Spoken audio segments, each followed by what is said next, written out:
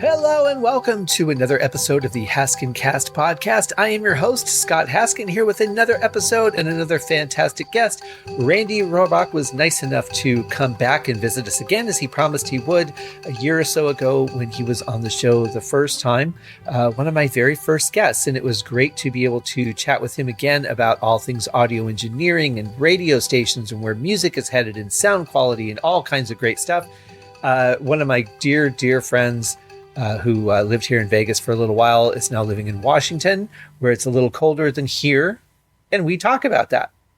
So not too much in the way of discussion before the show. I just want to remind everybody, if you haven't listened to the special episode from Saturday with my dear friend Chase McKenna, keep an eye on her website. I've posted the link again in the show notes this week because it's very important, the things that she's doing to help people and make people's lives better, especially the homeless. It's very cold this time of year in places like Reno and anything that's, as you go further north.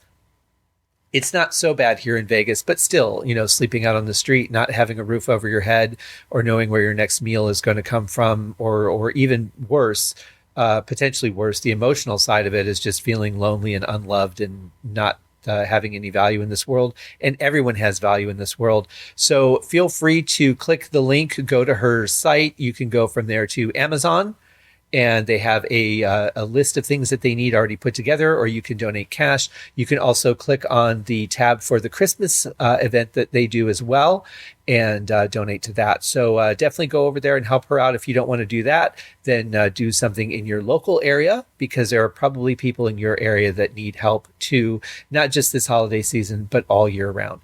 So that's very important. Also, I do have a couple things going on. I have a single coming out next month, and I've also got a special promotion that I'm doing for the Mental Sauna 3 Christmas Inflections album. That will be going to some charity work as well. I'll be getting those links together and posted soon. I still have to figure out how to best organize it, but that'll be headed out starting on Thanksgiving. So just a week and a half, and that will be going on. You can purchase the physical CD of the Mental Sauna 3 Christmas Inflections album, and a portion of that will go to helping people that are in danger, that need rescue, from my dear friend Diana Davis, who runs Movies Making a Difference. And she has saved countless people from danger, from polygamous communities, from mind control, from all kinds of things, and some people that I've become very close to that are just wonderful people, and they don't get a chance to be who they are or to live with their own mind and their own thoughts and safety, which is the most important thing. And so she helps those people. She helps rescue them. She helps get them to shelters, find homes. And then sometimes she's able to be part of the prosecution process for putting people away that put people in danger, human trafficking, that sort of thing.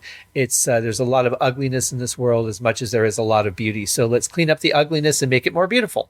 And let's help people along the way, because that's how we get there. We all get there together. So let's go right to my interview with Randy and see what he has to say about the state of music and audio today.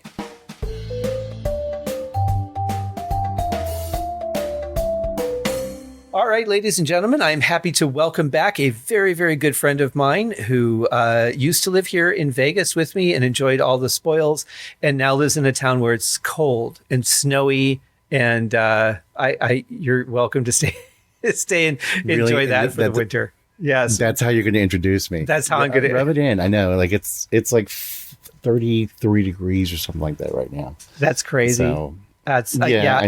And I grew up in Michigan, so I have lived in those kind of climates. And when I was growing up there, it was fine. But now that I've moved away from it and have lived in the desert and for the last 20 years.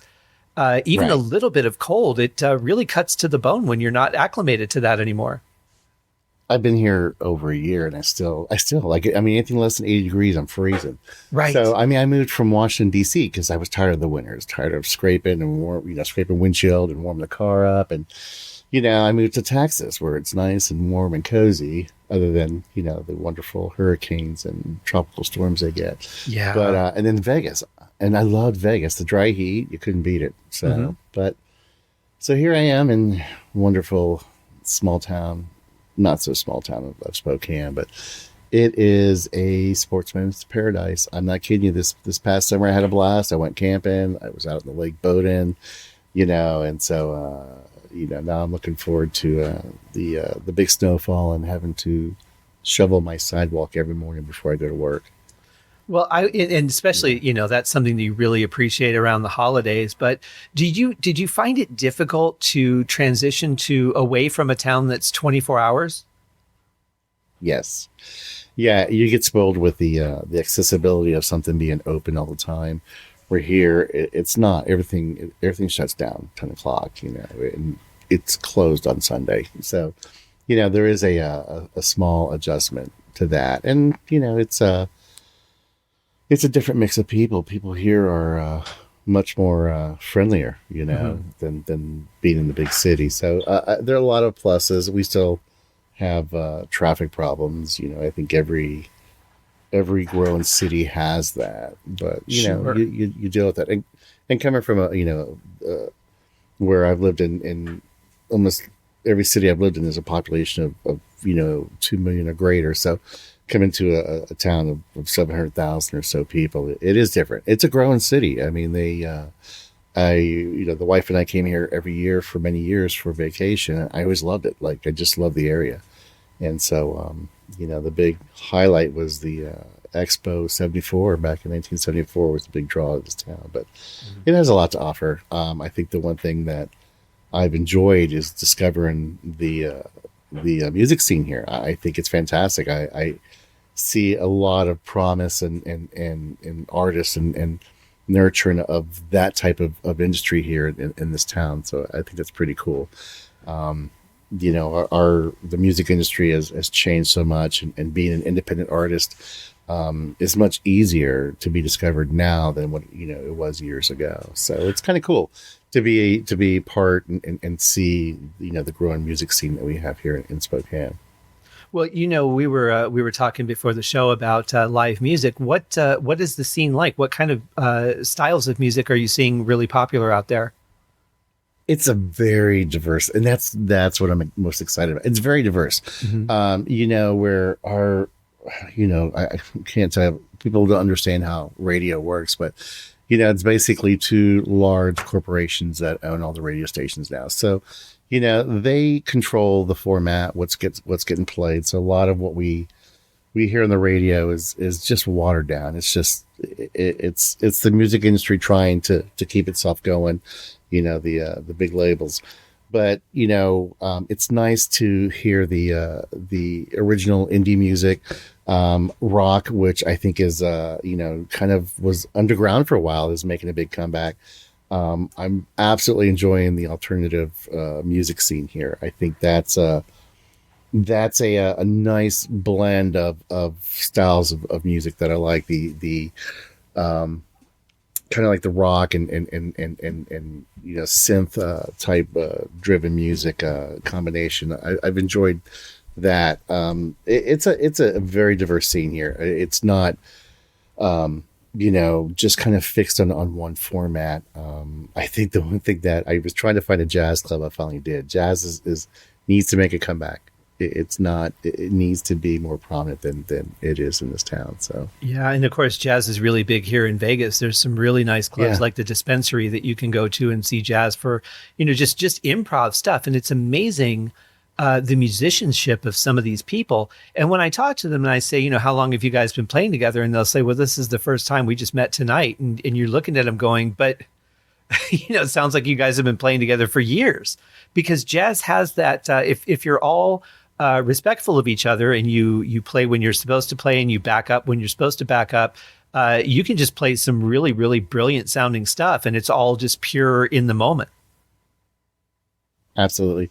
And I love, I grew up in Washington, D.C., and we used to, the club I used to go to is Blues Alley in downtown D.C., and it's still around. And I was really excited. I have a friend that I went to school with, and she's a vocalist. She's a jazz vocalist, and she just started performing at Blues Alley. So I'm like really happy for her. And I was happy to find out that Blues Alley is still around. Some of these classic joints are disappearing.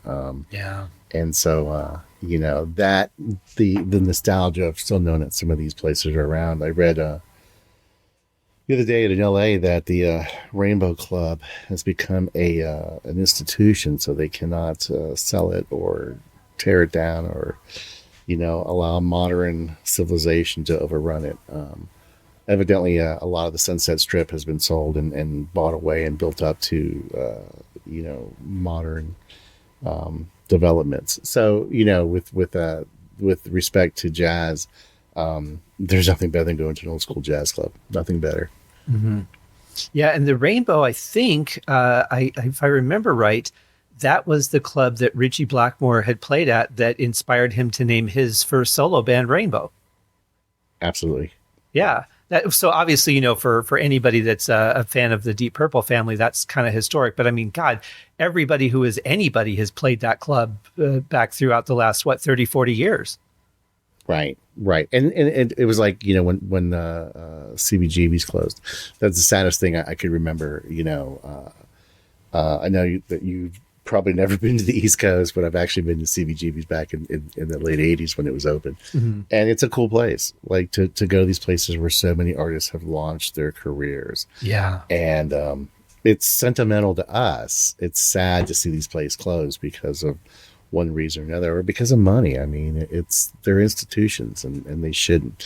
It was like when big recording studios, iconic recording studios are disappearing. Mm-hmm. It's great that Abbey Roads is celebrating, what is it, 55th or 60th birthday or something like that. But, the power station in New York, how it disappeared. It was sold and became I can't remember the name it became, but it's now back to the power station. But it was the iconic recording studio in New York City in the 70s and 80s. Mm-hmm. Well, even more recent, the Bridge recording studio closed in LA a couple of years ago, and that was really heartbreaking for me because I'd spent some time there. The Simpsons was recorded there, a lot of shows, and it was just such a beautiful, beautiful room to be in. And it's always sad when something that just has so much potential and could really, if it could sustain forever, it would just be a place that people would go for decades. No, I agree. There was, back in the early 90s, there was talk about the Capitol Records building mm-hmm. being sold off, and it never happened. But I thought the ramifications of that, because in the basement of Capitol Records are the most amazing reverb chambers. Yeah, and I thought to myself, wow, that'd be criminal to sell that building and lose the ability to use those reverb chambers ever again. Exactly. And a lot of people don't know that the design is actually was based off of the old 45 record holders that would just stack up the 45s, because you had that big wide hole in the middle and there would be like a plastic pole and you would just stack up the records. And it's such a beautiful building too. It's such an iconic part of the Los Angeles scenery. For it to say anything other than Capitol Records at the top would just be very strange. It wouldn't be right. Yeah, it wouldn't be right. No. Yeah. Yeah. Well, I was going to ask you, so speaking along those lines, what do you think about radio these days? How much longer can radio stations sustain life with streaming really being the popular thing? And that is an interesting question. Radio will never go away.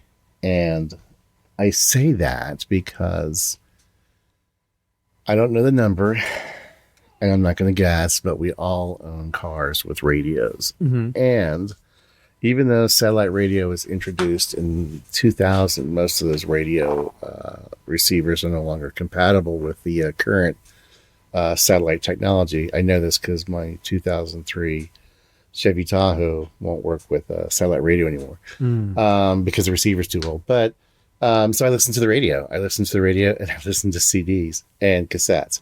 So, I never see radio going away. People every day depend on radio for their commute, for traffic, for weather, for talk shows. I'm a huge fan. I've always been a huge fan of morning talk shows. Mm-hmm. I love them. It's a great way to pass your time sitting in traffic. It's a way to get a laugh, or just, it eases my commute. It always has. I don't ever see radio going away. I think the music industry, again, because there's it's iHeartRadio now, but I think prior to that it was Clear Channel. I'm not really sure, but iHeartRadio is the largest radio conglomerate in the world. Mm-hmm. And so they own a majority of radio stations in every major market. And the advantage to that is they really persuade what people listen to and what people will buy. And I think that's kind of problematic. It's not a monopoly because there are still a lot of smaller companies out there that have radio stations, but it's tough to compete when you go against iHeartRadio. Yeah. I still have a preference to listen to live radio. However, as unlimited data plans become more accessible, as you have things like, Apple Music and Amazon Music, and there's, there's Spotify. There's so many streaming companies out there. Mm-hmm. I like the ability to have literally my entire music collection at my fingertips. Right. When I'm walking and have my headphones on. And so I don't think that radio will go away. I think radio, it plays a huge influence on what people will listen to. It's interesting times. The industry continues to move ahead. I think there's I don't know. I mean, I go in waves with music and styles. I think right now I'm absolutely enjoying what I hear on the radio. I think there's such a diverse set of artists out there. There's the old school guys that are still kicking it. There's a lot of new guys that are coming along that are consistent in what they're putting out there. And I like what I'm hearing.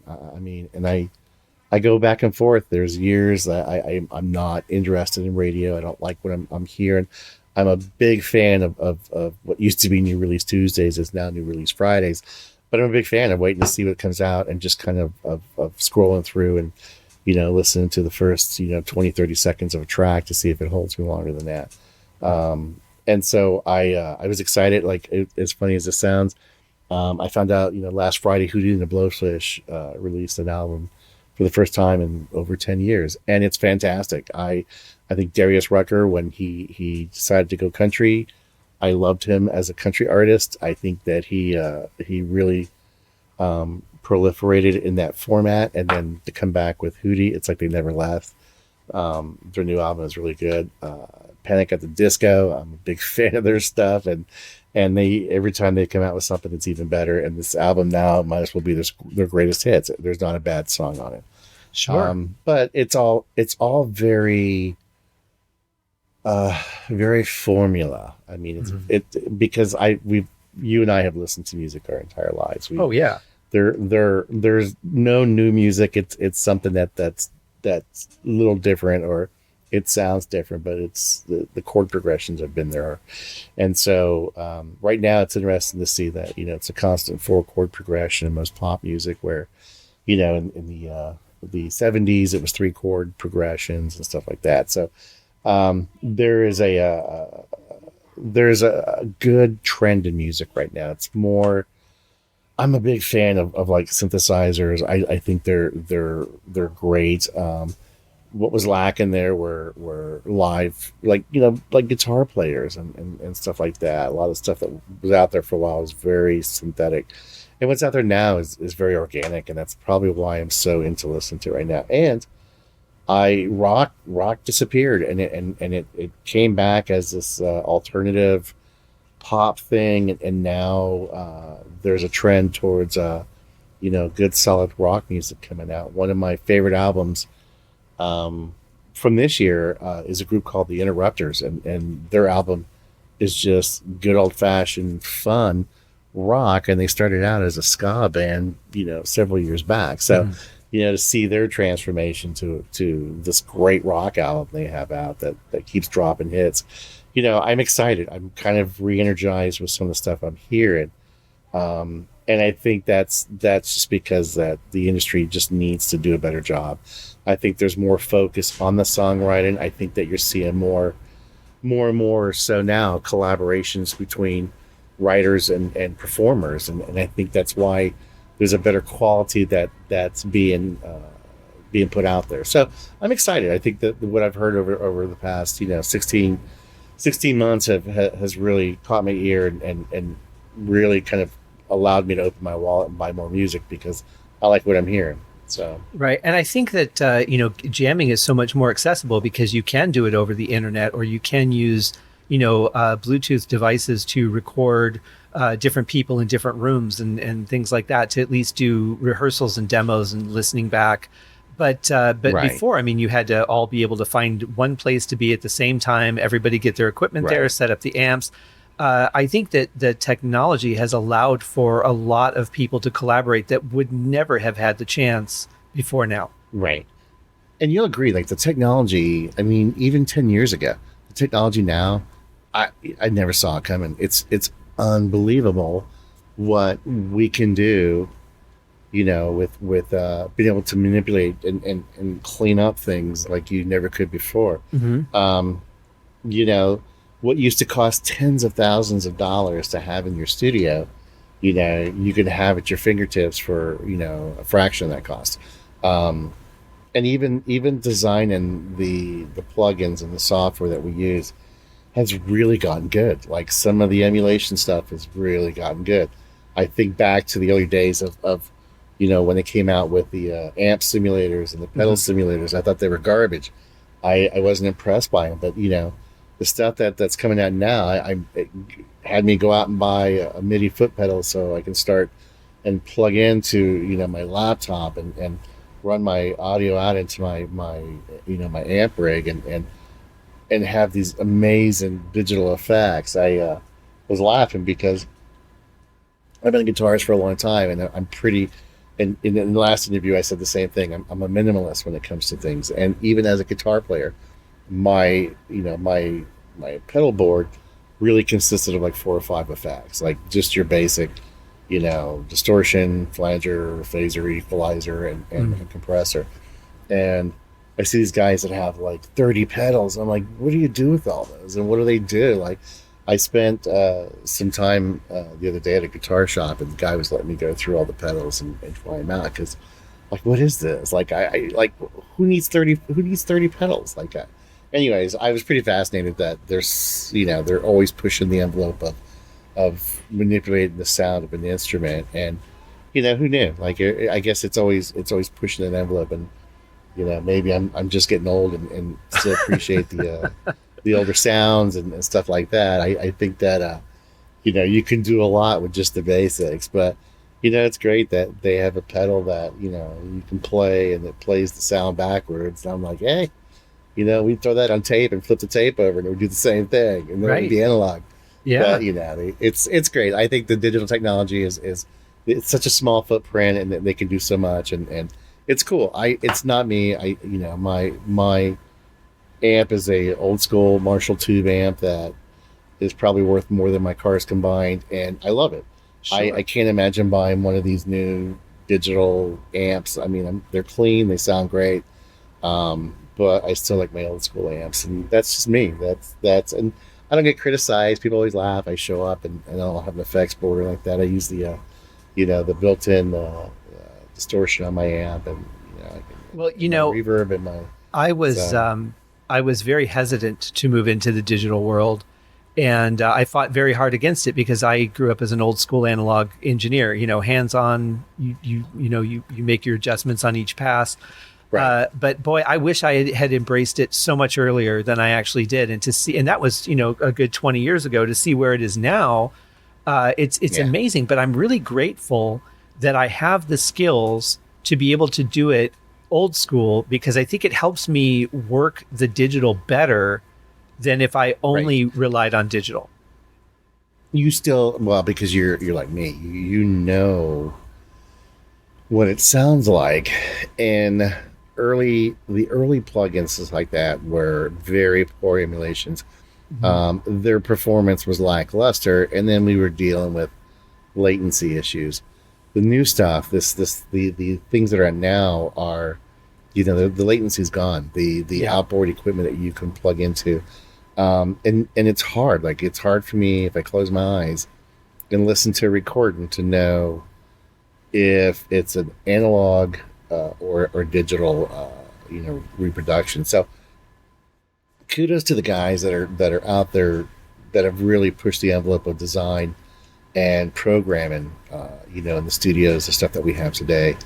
Again, years ago, we didn't see it. I mean, I always thought, I'm a huge fan of digital revolution and the change that it brought and the ability to store things more accurately than we could before. But I also miss the imperfections that came along with, failing transistors or failing capacitors in a board. Because that's what created a lot of the sounds that we were getting back in those early days of analog. Yeah, I think, though, that we're losing the individual personality of each album because everything's so clean and so precise that it all starts to sound, from an EQ standpoint, it all starts to sound the same after a while. But what I love most is the irony of the fact that, we had all this great analog gear, and then so much of it transitioned to digital. And now they're creating things to replicate the analog stuff so that you can have that analog feel in the digital world instead of just using the analog gear that we had in the first place. Right. And there's guys out there that will totally record everything digitally and then run it through a 2-track analog recorder. Yeah. Just to dirty it up and give it that saturation. Because even some of the saturation plugs are pretty good, but there's something about running it to analog tape and then flipping it back to digital that really warms up that sound. So I'm a fan of that. I mean, I recently bought a 2-track recorder, and I've been experimenting with that. I kind of going back to some of the old school stuff, just trying to, I think the last interview I said the same thing. That I'm just trying to get back to some of the old routines, of doing. And like, I don't have super high-end gear, but in this day and age, you don't need super high-end gear. You need talent. You need to know what the tools you have. So yeah, and as long as you have a little bit of skill to go with it, you can actually produce something that sounds pretty good, workable. I would say maybe not as good as it could, but something that you can certainly upload to SoundCloud or pass off as a demo and say, hey, here's something I did. And it has a reasonably good quality to where people understand. Not like in the days where we recorded things on a boombox and said, here's my cassette from the basement I recorded last night, Right. Well, I have to ask you, speaking of new technology, I don't know if you've seen this yet. I just found out about it a couple of days ago myself. Isotope, who I'm a big fan of their stuff. We use RX constantly, and I do currently doing all my mastering in Ozone, but they have come out with a dialogue match where it will match the EQ profiles of different dialogue tracks. And I was so excited about this until I saw that it's only for Logic at this time. Or not Logic, I'm sorry, Pro Tools. Oh, Pro Tools. Wow. I know. Pro Tools kind of... I'm saddened by Pro Tools, and I won't even go there with it. That is that has to be an agreement in place with Isotope, because I know more and more studios have flipped over to using Logic than Pro Tools because of the cost of Pro Tools and the gear that has to go with it. I cut my teeth back in the 90s on Pro Tools, and I hated it. But it was the only thing that you could record with back then. Yeah, and it's really come a long way. I'm not going to talk it. It was the standard, but there's so many other DAWs that I think are superior to that. And as you know, I'm a fan of Logic Pro, but I haven't always used Logic Pro. I mean, I had my PC, and so I worked in SoundForge and some other stuff back in the day. But I'm not. Yeah, I'm kind of saddened that Ozone, but Isotope has limited that to that platform. That's surprising. I'm wondering if this is going to be a new trend that they're going to start. It may be. I hope not, because that really limits the amount of people that can use their product. But at the same point, there are so many Pro Tools users that it's probably not a bad deal for them. But I would hate to think about the fact that eventually products like RX might go that direction, and me not being able to use it because that's a real staple in my studio. Right. Well, and it also is a possibility to segregate the professional user from the hobbyist, type thing too. I don't know. I thought when they went to the pay by the month, some of these guys have gone to pay by the month. I thought that's interesting because obviously the cost of software skyrocketed. I quit using NI for that reason because it was way too expensive to keep upgrading, and it's a huge NI is a huge piece of software. So, I don't know. I'm disappointed in that, and I didn't think Pro Tools had a. I may be wrong, and I haven't used it in well over 15 years. Pro Tools having its own proprietary plugin format. I thought it was AAX or something like that. I'm not sure, but I don't know. I don't know the security and how all that works with Pro Tools. Yeah, the version of Pro Tools that I had, I liked it, but not enough to switch from Cakewalk, which I've been using since the black and white television days. And I liked it, but it just wasn't what I wanted to be. But I was using the Pro Tools M-powered version, which was sort of a like a light version of Pro Tools. But I liked some of the features. I could see why people would be into it, but I think most people tend to stick with whatever they started with, unless there's a real specific reason to switch. Yeah, I agree. And the industry, I mean, the studios all went that direction with Pro Tools, but then, when Logic came out, it really it was a fraction of the cost of Pro Tools, and it doesn't, other than being an Apple Mac, software, it worked with the majority of interface. So I think that, for me, it was kind of a no-brainer. I think the price point was there. The fact that Mac just works and they're user-friendly. Like a lot of things work with it now. Back in the day, before Intel became their choice processor with their in-house PPC processor, it wasn't as easy to use. You were stuck to their sound card and their video cards back then, but it's not so much like that anymore.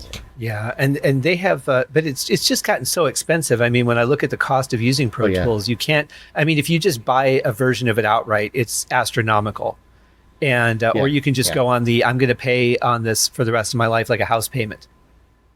Yeah, and I'm just not about that. I think that. Even open source, there's a lot of great open source stuff out there too. So, you can be a household name, or you can be a studio name, and you can be a 50-year-old product that's been out there with the name. But in the end, is it worth it? Because there's a lot of, especially in the digital world, there's a lot of copycats out there too. Oh yeah. So, yeah, and that's one of the reasons I like Logic Pro, because it has a fantastic. Right now in pop music, the old school Roland 808 drum machine is very popular, and so there's a great drum machine in Logic Pro that emulates the 808 almost to a T. So I love it. Like, I'm not spending $1,300 on a machine. That I have a plugin that sounds like really super close to it. But I think that kudos to the studios that run Pro Tools and they're tens of thousands of dollars in interfaces that have to go with it. Yeah. But for guys like you and I who are trying to put some money in the bank and food on the table, it's not something that we would choose to use at this point. And you're right, we've been using the same tools for years, and they've worked for us. Yeah, I mean, how many albums could I put out in a year for the cost of what it would charge to rent Pro Tools for 1 year on their payment plan? Oh yeah, absolutely. I mean, it's pretty insane. But it's, I think a lot of it too is the prestige of it, because it's such an industry standard that if you run a recording studio, especially if you've got a physical location where you've soundproofed it and you've got a recording room and all that, If you're not using it, I think you're going to lose a lot of business because people just expect that that's what you're going to have. Even if you don't use it, you have to have it available. Yeah, I agree. In the film industry, I think in soundstage scoring, it is a must. Those guys are a very hardcore Pro Tools user, and so even if you created something in Logic, you can export it as a Pro Tools template so that's kind of a nice feature. Yeah. It doesn't have the signature, in it that Pro Tools does. So us guys that are trying to pass off like we use Pro Tools, it never happens. But yeah, we have that ability in Logic Pro to export it like that. Sure. I mean, in worst case, you can always export your stems from any DAW and import them into Pro Tools and create a session that way. Obviously, the more tracks you have, the more complicated it gets, but you can do that. Right. But one of the things that I wanted to talk to you about this on this trip on the show is when you are getting ready to record a project, are there certain things that you do to set that project up for success as a recording engineer, even if you're also the musician and it's your own stuff? I'm pretty much like everybody else. I have templates that I've set up dependent on the style, what I'm going to record. So I have very simple stuff for just noodling and scratching around on. And then I have much more larger templates for bigger production stuff that I do. Again, I think that's just from years of doing this, that when you work with the same gear, the same equipment, you know how it sounds, you know how it works, you know how it reacts, especially if you're familiar with if the artist that you're working with, whether it's yourself or somebody else, it's much easier. And then you have stuff like I've used the same microphone for I don't know how long, so I'm very familiar with its response and stuff like that. So I have preset EQs for my voice, for background vocal, for female voice, whatever.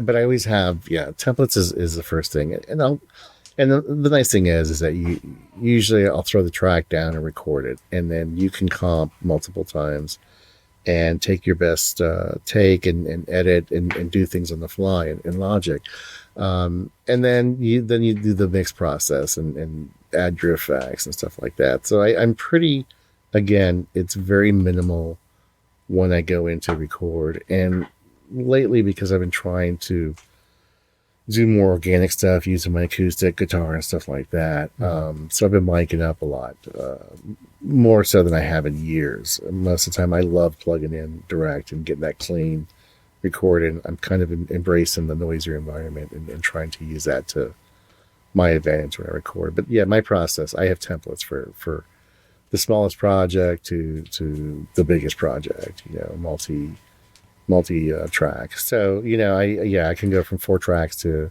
I think I have something with probably about 40 settings or 40 tracks in it. Yeah, that sounds about right. And then, for me, it's kind of the same thing. I tend to start with a template that is at least ready to go, but also fluid enough to where if I need to add something or change something to fit that specific song, it's really not too difficult to do.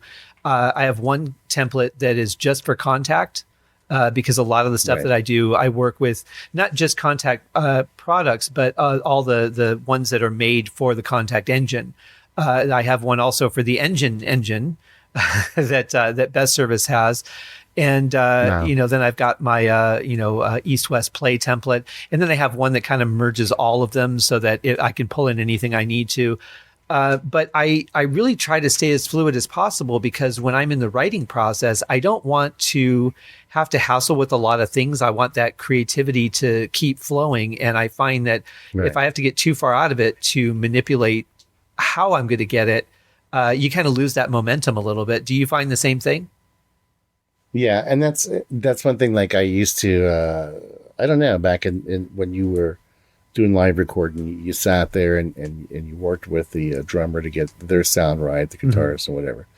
I find myself spending less time doing that, just getting in, throwing down the track as cleanly and as quickly as possible, and then building around it. So, I don't even spend time with a drum machine. I use a click track a lot of times now, which is new for me. I've never used a click track. Like I would go in and strictly use a drum machine. And so, I found out that the drum machine is more of a distraction for me when I'm playing than anything else. So the click track is something new for me. Okay. But I like, it really is. I always use a drum machine. Always use a drum machine. And so now with the click track, it's more of a steering mechanism for me than what the drum machine was. The drum machine was clearly a distraction. Wow. I find myself more focused when I'm playing. Yeah. And so it's interesting, but, I tend to mess less around going in. I make sure that I'm not, I use a soft limiter just in case I get a little anxious playing or singing to keep the from overdriving the signal. But for the most part, between the combination of using the Tascam IO, because it also has its own built-in functions. It really, like, I just go in and just record and then go back and that's when I start doing the manipulation, the editing, and stuff like that. I do like the comparability that Logic offers. You can do takes over and over again, and you can pick the best take out of or you can merge them. You can layer them, which is a pretty cool trick too. So, I've learned to kind of streamline my process. I used to focus too much up front, and now I'm kind of set up. I know where I'm at, and I go in and throw the track down and then go back and start manipulating and playing with it. That's kind of my approach lately.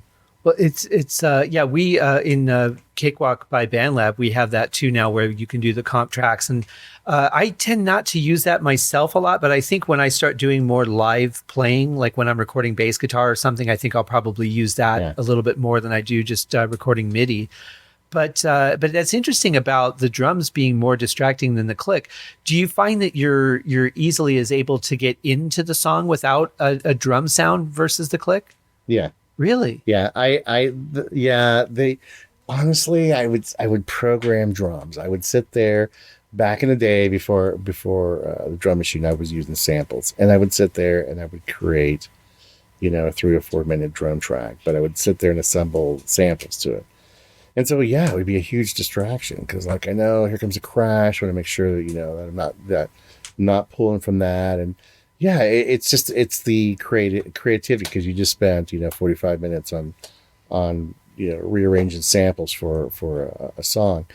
The click track just allows me to focus on my playing and not try to go and say, okay, well, there's 4 bars and there's a roll that's going to happen here, and the kick's going to come.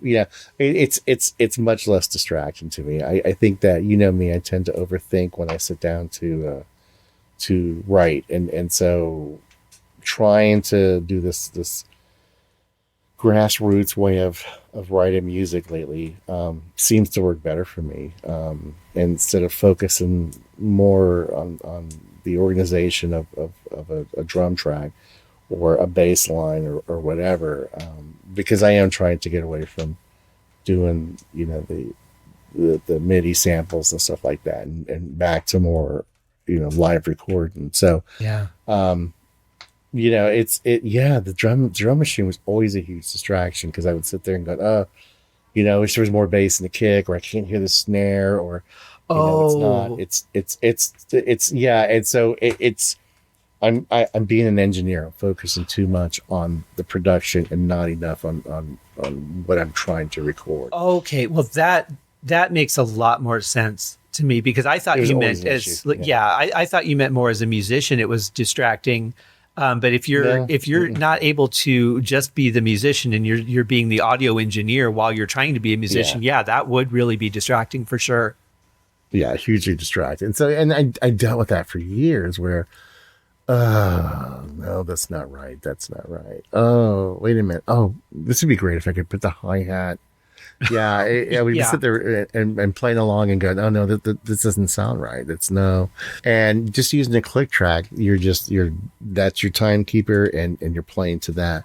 I think there's some energy that I lose, but that's also a learning curve, just playing along with a click track. Sure. So yeah, there was definitely like I mean, even like if I was just sitting down and I wrote like a bass line, and so I would loop it, I would record 2-4 bars of it or whatever, and I would loop it, and then I would be playing along with it, and I'd think, it'd be great if I did this with that bass line at this point. And yeah, I just like I start with the main part that I want, that's going to drive the song, and so I'll work with that, whether it's a piano or it's the guitar.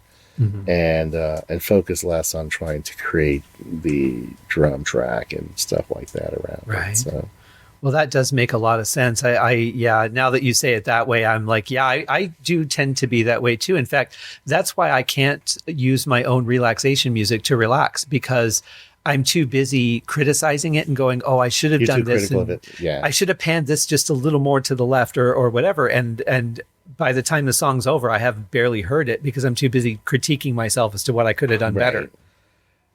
At some point you have to call it done and just let it go. Yeah. Yeah. And I've gotten better about that. I think that's, because I've always ever said this. I have so many creative ideas musically that I need to find a faster way of getting it from my head to so-called tape. And so I've gotten better. Like I have tools on my iPhone that I use to quickly jot out a melody or hum a melody into it, and it'll transpose it for me. Mm-hmm. And so I'm using those tools as well. And so, it's like before I would just kind of spin my wheels trying to get something down, and I would focus on all the wrong things. Like, I mean, when you have so much at your disposal, whether it's a plug-in instrument or whatever, like you're sitting there trying to find the right sound, and it takes you an hour and a half to go through, 160 presets, and you find one you like, but you got to tweak it because it has too much reverb, or it has too much, phase steer into it, whatever. I always was focused on the wrong thing. I think that just getting in and doing the basics and then going back and doing the manipulation really has worked. I mean, that's really streamlined my writing process as well as my production process. Yeah, I tend to find that I mix a lot along the way, instead of just getting a good recording of everything and then mixing it at the end. I think the fact that I do have so much experience as an audio engineer really saves me time in the final mix down, because I can cut a lot of that work out as I go. But it also makes the song more enjoyable to play to while I'm recording the other tracks, if I've got everything else where it belongs. Yeah. I totally used to be like that. Like I would spend a lot of time tweaking and stuff like during the recording process. Now it's just kind of go in, lay it down, and then you spend that time afterwards completely focused on the mixing, doing the just getting that sound that you want, at the end, instead of trying to do everything as you're doing it. Somebody told me that you do one thing, you do it well. And so, the process is kind of, again, becoming very simplistic in what I do. But you get in, you lay a clean track down, and then you get into the mix process where you get that sound that you want. Mm-hmm. And so again, I love digital technology because it's so easy to manipulate something or change the key or pitch of something. And so instead of trying to tackle that while you're in the recording process, all that happens for me now. After all the recording's done, I'll sit there and do all that stuff in the end. And it seems to me that now I'm focused kind of in different parts of the production and not trying to overlap things, not trying to mix and master at the same time, which they tell you don't do that, but we're all guilty of that. We still want it to sound good before it goes to be mastered. So I think it's pretty natural for people that are composers, recordists, and audio engineers that we're always trying to make the next step easier with the current step. So when you're recording, you're thinking about mixing. When you're mixing, you're thinking about mastering, and trying to set each stage up for success as you go. But you're right. I mean, that could easily prevent us from doing something we should be doing, or make us get in our own way because we're trying to do too many things at once instead of focusing on, this is the task I'm working on, be here in this moment now. Right. And, I've had conversations with other mix engineers and other mastering engineers, and those guys that professionally do it at studios and stuff like that will always tell you that, if you talk to a mix engineer, he'll tell you, I do this. This is what I do. I wouldn't dare try to master my own mix. And I've heard mastering engineers say the same thing. This is what I do. I master. I wouldn't dare mix, so it's interesting where I come in and I'm like, I'm willing to do it all. But, there's, because of my background, like, I mean, you understand the process of both. Yeah. And they'll tell you can't do equally well. I disagree. That just comes from years of practice. Sure. And, people tend to fall prey of what they're told, and that's law. I think that, the industry, music is meant not to have rules. It's meant to be ambiguous. And so putting, there are laws of science that come into recording and mixing and stuff like and mastering, but still in the end, they are rules and they're laws and they're meant to be manipulated. Well, so. Sure. I mean, and if you look at through history, you look at guys like Beethoven, who if he just stood within the parameters of what classical music was deemed, this is what music is supposed to be, we wouldn't have the symphony, or the grand symphony with the choral section, because he was the first one to do that. I think you have to push the bounds. I think that's part of our responsibility doing what we do, is to help it grow to another level. Yeah. Yeah. So I also wanted to ask you, it seems like for a lot of young audio engineers, of course, with plugins, people seem to think that you can just hit a preset and be ready to go and you can get a good mix. But of course, we know that preset is really just a starting place if you know what you're doing. Right. But a lot of people seem to be confused with when you use a compressor and when you use a limiter. And I know that you can articulate it a lot better than I can. So what would you say to somebody who asked you what I just asked you, as if I just asked you that? Well, let's distinguish the difference between the two. The compressor is bringing a low level, almost equivalent to the high point of a song, or the highest point of a song, or that part. So a limiter is more of a restrictor. You tell a limiter that you don't want it to go any higher than minus 2 dB. It is going to do its damnedest to keep everything below that. Where a compressor is that it's taking the quietest part and bringing its level up. It's taking the loudest part and bringing it down a little closer to that lower level where it's a more consistent volume. Both are used.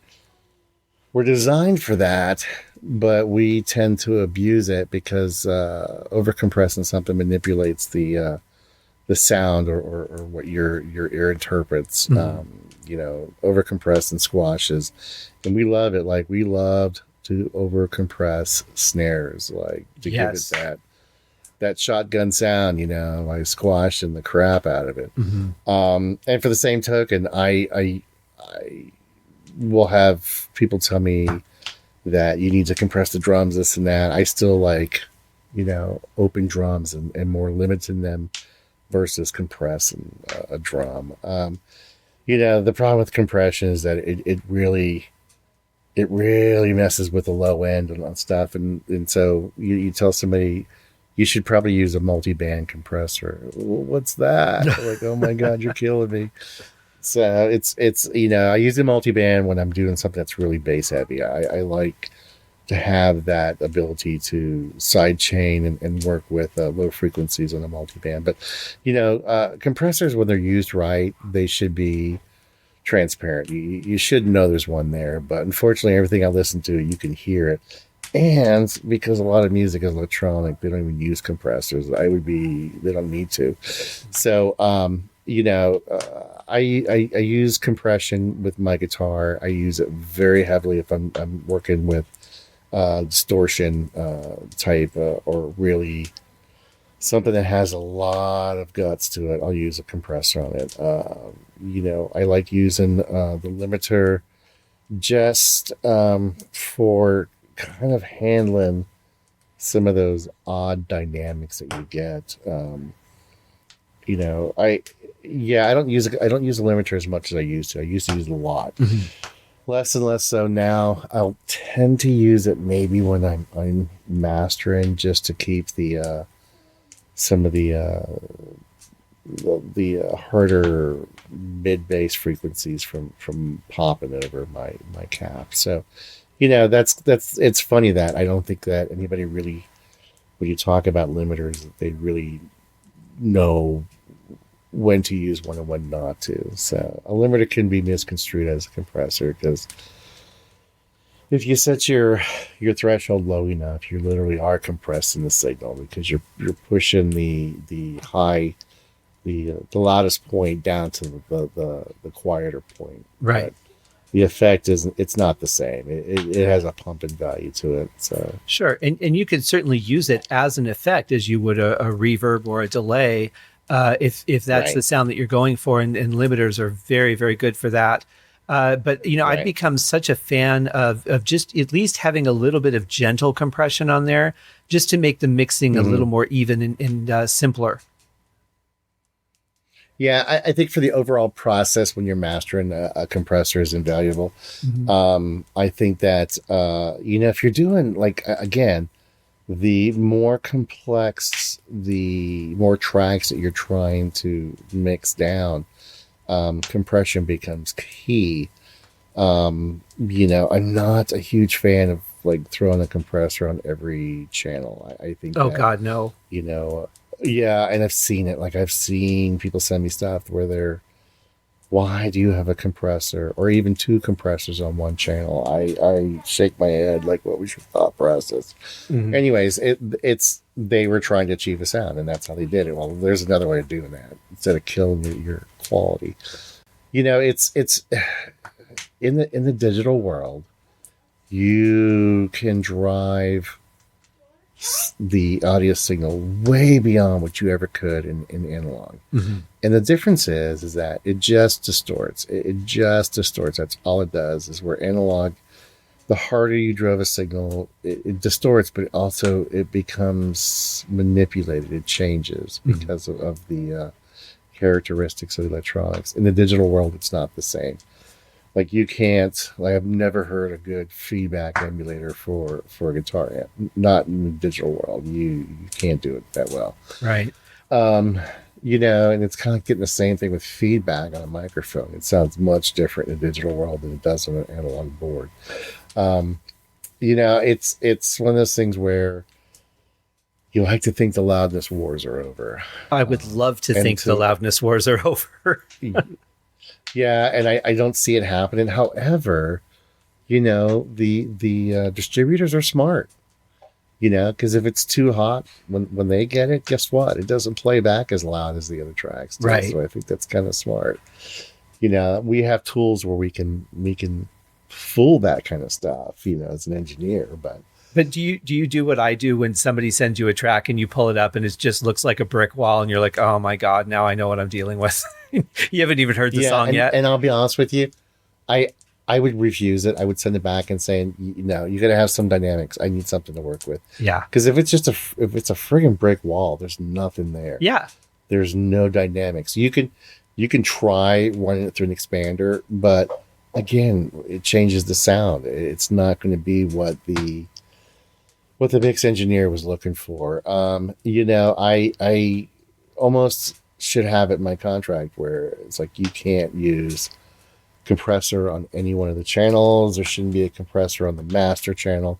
I mean, you see it. Like, it comes in, you see it. It's these young engineers who have home studios and think they know what they're doing, and they don't. Like, that's not how you make your track louder. It's just not. Right. Yeah, exactly. There are other ways of doing it. Yeah. There are other ways of doing it. So take the old, Keith Olsen school of loudness. But do you have a go-to compressor that you use? Is it something from Logic or something from Waves? I use the one that's in Logic. Believe it or not, Waves has some really good channel compressors.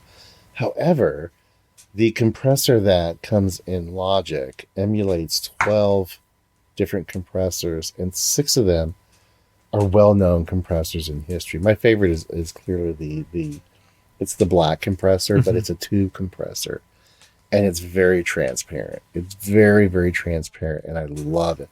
And it works really well sidechaining it. So it's one of my, and the only reason I know that is because I was reading an article. I didn't realize that these compressors that were emulated in this Logic compressor, and I thought, oh, this is fantastic. So the one that everybody raved about is this black compressor in Logic, and so I started using it, and it's true, it's very transparent. I'm going to have to play with that one more. I think I have an IK multimedia version of the black compressor. You may, yeah. It's a very nice tube compressor. And I will tell you, like anybody that's worked in the studio, everybody knows the tube compressors are by far the best things to use. They're very warm, very transparent, and they don't have. I mean, if they're tuned properly, if you set it up right, less is more with those things. But they're amazing. I love tube compressors. Oh, I do too. So, and I remember when, I'm a big fan of Behringer's gear because as I was building my initial studio, it was so affordable. And they came out with a version of their composer compressor that was tube driven. And I was so excited because it actually used two 12 AX7 tubes. And it really had a warmth to it, which is very important. Yeah. Which, and by the way, I have to take a moment away from my last question, because I have to thank you again for being once again my audio sounding board as an engineer reviewing my Haunted Holidays 3 album. Your feedback was invaluable. You're the only person that I can send it to and just be like, oh my God, what is he going to say? Because you will find those finite things. And I love it when you find things to tell me that I need to fix, because I know there's a good reason I need to do it. But I'm just afraid every time that like, I'm going to send you something and you're going to be going, Scott, okay, I don't know what happened to you this time, but you're way off. Here's my thing is I just because I love the craft of recording and engineering, I have learned to listen to music. I enjoy it. Like I mean, even if it's badly recorded, I enjoy it. However, when you're listening to something in a long format like an album, it has to sound the same. Yeah. And so that's probably where I'm more critical. I love your material. I always have. I love your creativity. I think this last album, I really enjoyed it. Thank you. But there were some things that just didn't sit right with me. So, and so when you send me stuff, I listen to it just for the pure form of entertainment. But if it doesn't sit right with me or something doesn't sound right, obviously I'm going to say something. But no, I think that you work and you work towards achieving a sound, because I respect the fact that you're also an engineer as well. So, it's one of those things that when you work on a project for over a period of time, you can lose EQ settings, you can change something and save it by accident and stuff like that. And so some of the stuff that we came across in yours was simply that the voice changed or something changed. Like, one of my pet peeves is when I'm listening to a song and an artist changes microphones or the engineer changes the EQ, and I think that's okay. It drives me nuts. And so, that's what I look for, is the consistency in the long format. As a single, it doesn't matter. You can you can do it any way you want, but in a long format, it's got to be consistent from one. And that's in the mastering phase. That's all there is to that. There are some things that you can fix in the mix, but the mastering phase is critical of making sure that everything sounds the same. Oh, absolutely.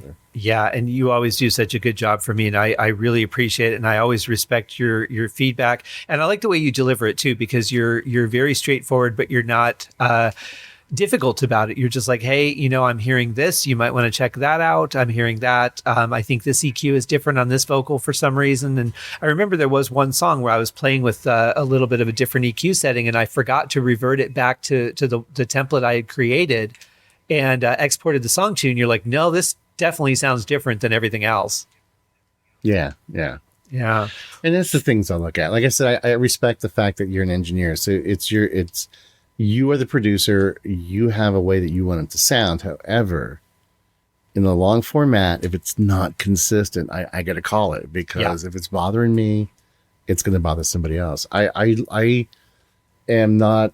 I mean, like I'm really particular when I engineer. However, I listen to music for the pure enjoyment, and so I'm less likely to pick something apart because I'm enjoying it. But if something stands out, or there's a glaring problem with the song, I will say something. But Yeah. and that's why I'm always excited when you're like, hey, I got this. I want you to take a listen to it. I'm like, yeah, buddy, send it my way. Right. Well, it is deeply appreciated. I think you made a great contribution. You always make a great contribution, but I think this album in particular, because I really was at a point where I wasn't hearing what I should be hearing anymore, simply because I had heard it too much in the development process.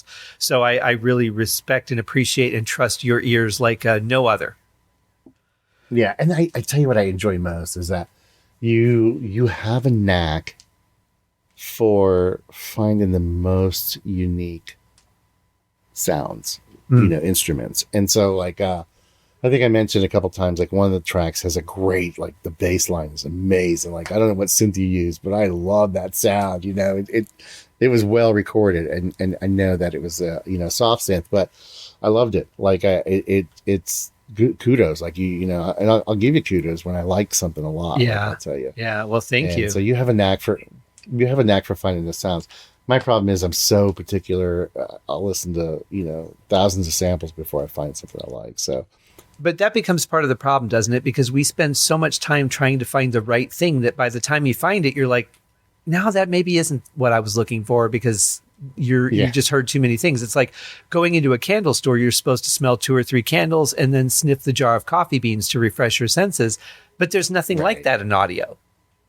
Right. And so, and the other thing is too, is like, sometimes I'll be listening to something on the radio and I like the sound. So, I find out who the producer was, because most producers use the same set of tools. Yeah. And so like, and right now, like over the summer, there was there's a sound that everybody was using. And basically it's a pluck from an ARP. It's called an ARP pluck. Mm-hmm.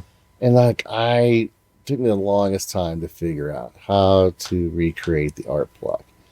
And now I used it, like everything, like I love the sound of it. It's a great, clean synth sound. And so if you could just imagine using, an ARP, but you're just taking that one slice, and that's what the sound is. It's very, very specific sound. And so it's all over pop music. Mm-hmm. So it took me a while to recreate it, because I'm really big. Like, I'm like, who figured this one out? This is really good. So it's that type of thing. Like when I hear something that's different and I like it, I get very inquisitive. I try to find out what it is. And the thing about nowadays is that there are a handful of go-to synths that everybody uses. And so Serum is a big synth. Well, Serum is expensive. Mm-hmm. Like, it's an expensive synthesizer.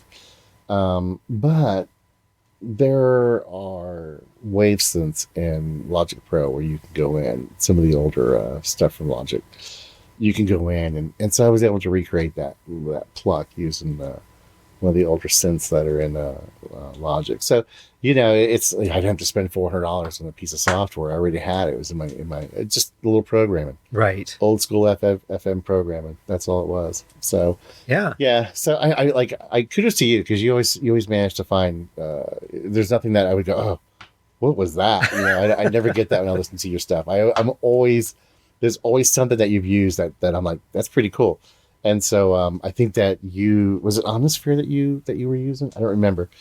But the bass was amazing. Like, I don't know what bass synth you used, but it was pretty amazing. Well, thank you. I'd have to check depending on which song it was, because I keep a list of everything that I use on every song, what track it's on, what craziness I do to it. But yeah, I spend a lot of time, especially on those kind of albums, which are a little more ethereal as far as the audio goes. I really spend a lot of time finding the right sounds, but also blending and layering. So that could be a combination of a couple different things too that you might be hearing. It was a very creamy bass sound. I loved it. It was definitely synthetic. It was definitely a synth bass. It was very creamy. Oh, I'll have to look. Anyways, So as we wrap up, though, my last question for you. As you and I were talking earlier about the fact that, we used to have this wonderful analog gear, and then we digitized everything, and now we're trying to recreate that.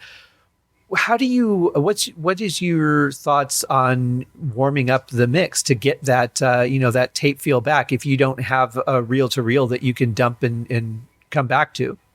Well, okay. So we talked about using plug-in tube warmers and stuff like that. And I believe, doesn't Isotope make like a tape emulator too as well. There are different ways to get that sound. One is that you can do some bit depth reduction on the high end and kind of remove some of that digital harshness. I don't know. Like I'm a big fan of the tube warmer that's in the Waves. As I said before, I recently bought a reel-to-reel, so I've been kind of bouncing a lot of stuff onto tape and then back to digital. Right.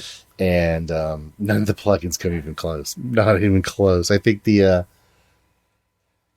one that's in Waves is pretty close. But still, it's not the same. Yeah. It doesn't have that same feel. And granted, it's one thing that it's doing it in live.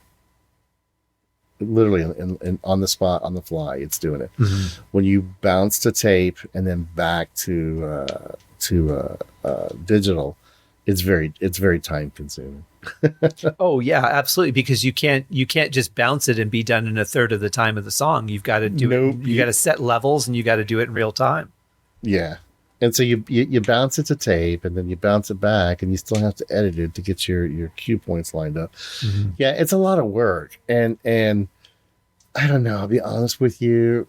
So many people listen to it on such crappy headphones and speakers. Like, is it really worth it? But for guys like us, we're purists. Like, we do it for the art. And so, yeah, we kind of have to go that, you know, I like to be that engineer that would spend till my death working on a mix, but if it works, it works. And somebody had told me that they were doing that, and I had to try it. And I'm telling you, like, I'm a believer. Mm-hmm.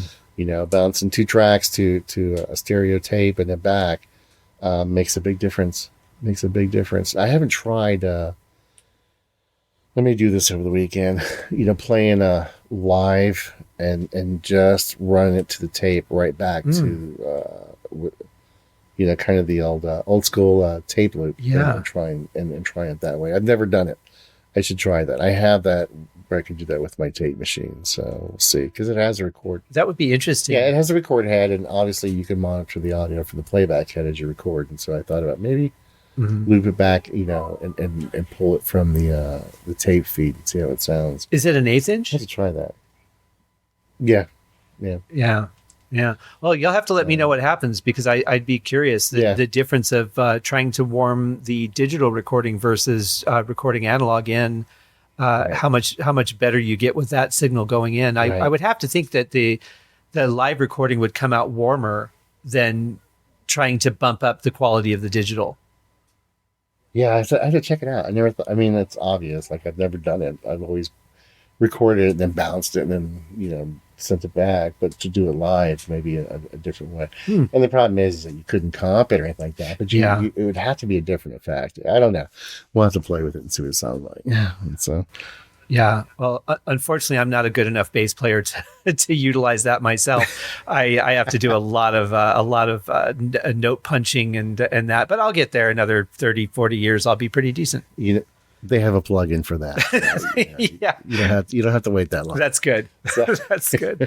Well, man, I as always, I can't thank you enough for spending some time with me. It's always great to catch up and talk about the audio world. There's not a lot of people that you can have these conversations with, because you know, especially because so many of the people that I know now grew up in the digital world and didn't come from the analog world like you and I did. Right. No, I agree. And it's always fascinating to talk to the younger generation. I mean, paying it forward and passing the craft on, I firmly believe in, because, you know, a few of them have gone to some recording school or whatever, but I think that, you know, there's we've done the trial and error. We know. I mean, like, we know what music sounds like when it's captured in the analog world. So, you know, we work tirelessly in the digital world to get it close to that. And don't get me wrong, I love how clean and accurate capturing something digital is. Sure. But it's not the same as analog. There, like I said, there's Something about the 70s and 80s electronics that changed the value of what it was picking up. So I think the biggest thing to me is that so many of the younger engineers that I meet, they mix with their eyes instead of their ears. They depend on what the meters are showing. Visually them. see it, yeah. Yeah, and you know what? The meters are great, but they're not 100% accurate. And if the meter's going into the red, but you're not getting distortion, you're okay. Right. Right. Yeah. And you can lose some of the dynamics if you're trying to bring that instrument down so that it looks right in the mix. Whereas you might have something that sounds sonically perfect, and then you're going to overcompensate for something because you have a crappy meter. Right. And it's teaching them like the tricks, like, sideband and cue and stuff like in compression. And I mean, there's so many tricks that work really well in the digital world that we did, in analog, but, you can manipulate it better in digital. I think that's where I had the most fun. I really do. So, because the boundaries are much different in digital. For sure. Well, Scott, I always enjoy talking to you. I mean, seriously, we have so much fun, and we talk about different values, and just over the time, the oh my God, how long we've known each other. Just how things have changed for us since we met, and the gear that we used and worked with, and the moves that we've made to get where we're at, and how we crossed paths in the same city and lived in the same city for and how often do we see each other? Right. Well, that's how life goes, But if you think about it, both of us have lived in 3 states since we met, because you were living in Texas, then Vegas, then Washington. Right. I was living in Arizona, then California, then Vegas. I know. It's so funny. It is. But it's so funny. It's always a pleasure. You'll have to come back and hang out one of these days, and you'll have to come back on the show again. I will. And it's always a pleasure. I'm always glad to talk shop with you. Oh, for sure. So thank you again for having me. Oh, thank you. Thank you for taking some time and coming on, and we'll catch up again real soon. Sounds great, Scott. Thanks. Take care, Randy. You too.